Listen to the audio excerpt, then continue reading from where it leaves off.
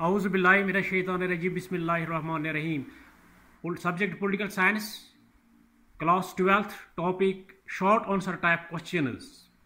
Now question number first, write any two causes which led to the split of Congress in 1969. Write any two causes which led to the split of Congress in 1969. 1969 में Congress party में split क्या हुआ?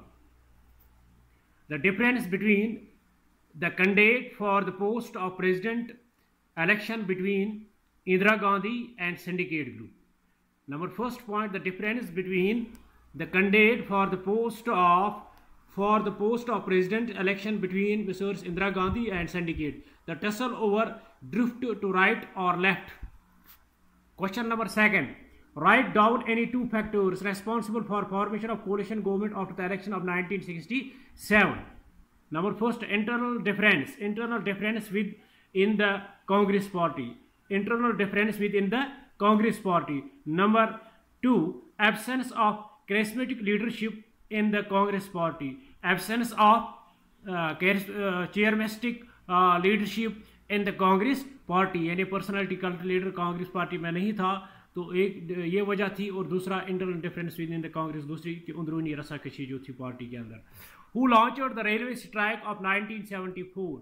Who launched the railway strike of 1974? The railway strike of 1974 was launched by George Fernandes. The railway strike of 1974 was launched by George Fernandes. He gave a call for nationwide strike of the railway employees.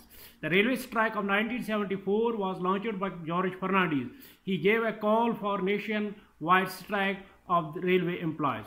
Name the two regional parties and the states where they are in power. National Conference and AIDMK. National Conference was in J&K and AIDMK was in Tamil Nadu. Previous governments, coalition governments. Write two steps do you suggest for women empowerment? Women empowerment. Number first, women should be given 1/3 seats in the Lok Sabha and 50 seats in all local bodies.